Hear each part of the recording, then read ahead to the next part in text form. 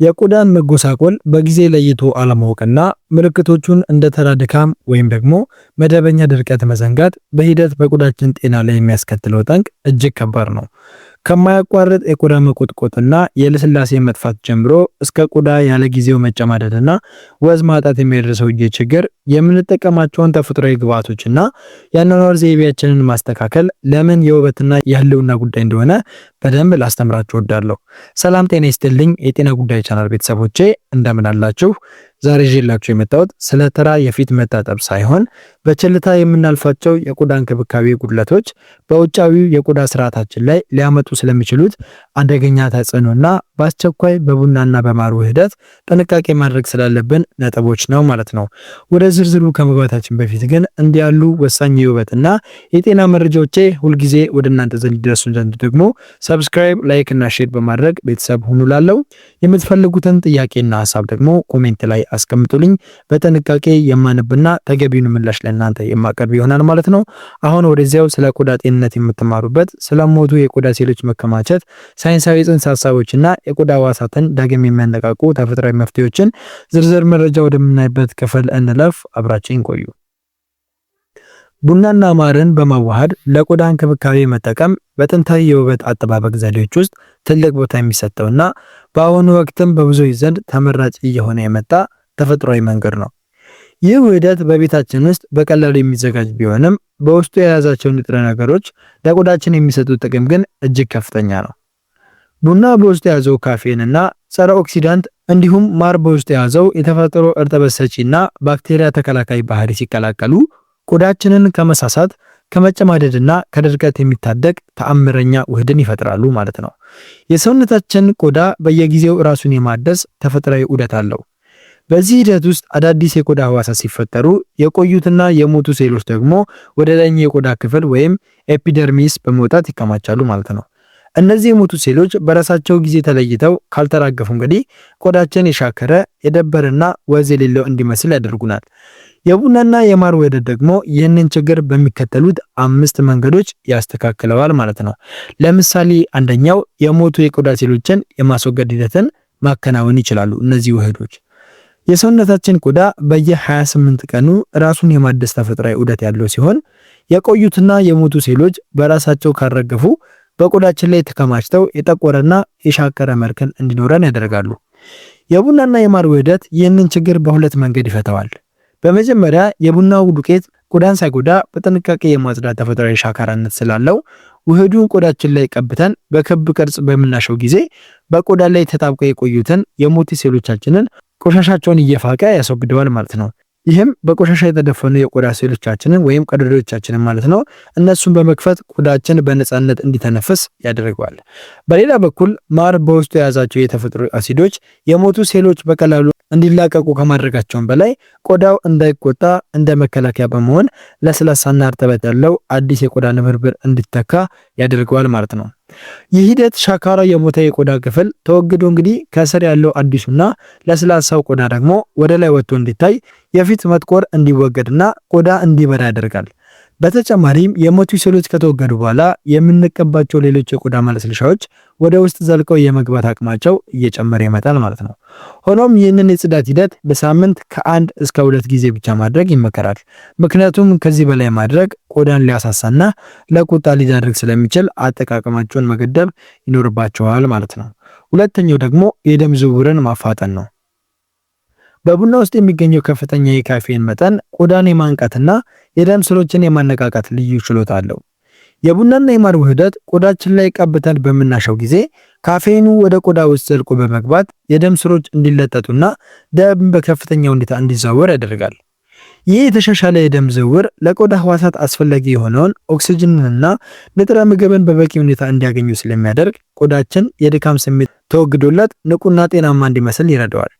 በተጨማሪም በደም ዝውውር አማካኝነት በቆዳ ውስጥ የተከማቹ መርዛማ ነገሮች ወይም ቶክሲኖችን ማለት ነው በቀላሉ እንዲወገዱ ስለሚያደርግ ቆዳው የተፈጥሮ ወዙንና ደመቅ ያለ ቀለሙን እንዲያገኝ ትልቅ አስተዋጽኦ ይኖረዋል ማለት ነው።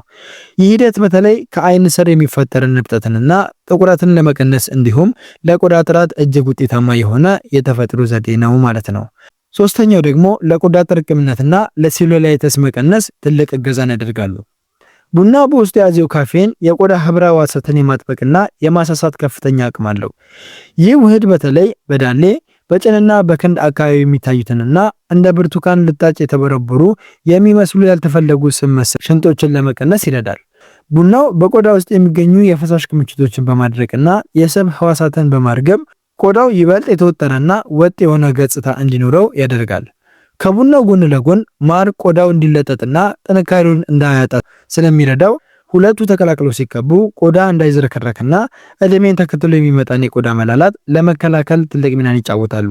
ይህንን ውህድ አዘውትሮ በክብ ቅርጽ ማሸት ቆዳው ይበልጥ ለስላሳ፣ የተስተካከለና ጠንካራ ሆኖ እንዲታይ ያደርገዋል ማለት ነው። አራተኛው ነጥብ ደግሞ የተፈጥሮ እርጥበትን ለመጠበቅ ይረዳናል። ማር በተፈጥሮ እርጥበትን ከአየር ላይ ስቦ ወደ ቆዳ ውስጥ የማስገባትና የማቆየት ከፍተኛ ችሎታ አለው። ቡና ደግሞ ቆዳን ሲያነቃቃና ቆሻሻን ሲያስወግድ፣ ማሩ እንደዚሁ ደግሞ በሂደት የደረቀውን ቆዳ በጥልቀት እርጥበት የመምራት ስራን ይሰራል። ይህ ውህድ በቆዳ ላይ እንደ መከላከያ ቀጭን ብርብር በመፍጠር በውስጡ ያለ የተፈጥሮ እርጥበት ወደ ውጭ ተኖ እንዳይጠፋ ይከላከላል ማለት ነው። ይህም በተለይ ለደረቅና ለተሰነጣጠቀ ቆዳ እጅግ ተመራጭ ሲሆን ቆዳው ለረጅም ጊዜ ለስላሳ ወዝ ያለውና የመለጠጥ ባህሪው የተጠበቀ እንዲሆን ያደርገዋል።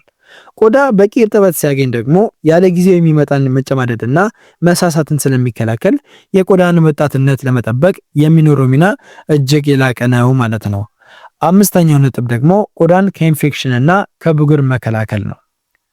ማር ተፈጥሯዊ ጸረ ባክቴሪያ ወይም አንቲባክቴሪያል እና ጸረ ፈንገስ ባህሪያት ስላለው በቆዳ ላይ ለሚፈጠሩ ብጉርና ሽፍታዎች ዋነኛ መንስኤ የሆኑትን ባክቴሪያዎች የማጥፋት ከፍተኛ አቅም አለው። ይህ ውህድ በቆዳ ቀዳዳዎች ውስጥ የሚከማቹ ቆሻሻዎችንና ባክቴሪያዎችን ጠርጎ በማስወገድ እንግዲህ ቆዳ እንዳይቆጣና እንዳይመረቅዝ ይከላከላል።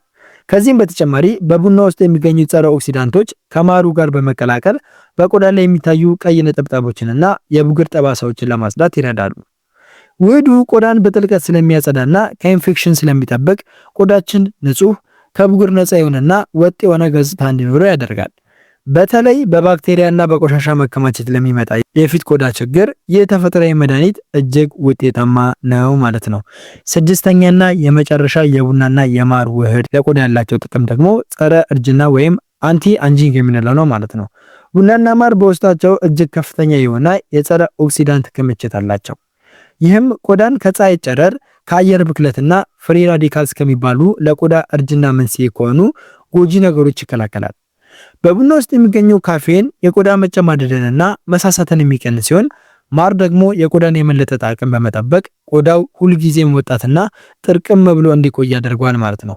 ይህ ውህድ በቆዳ ውስጥ ኮላጅን እንዲመረት በማነቃቃት የፊት ላይ መስመሮችንና የእድሜ ነጠብጣቦችን ቀስ በቀስ እንዲጠፉ ያደርጋል።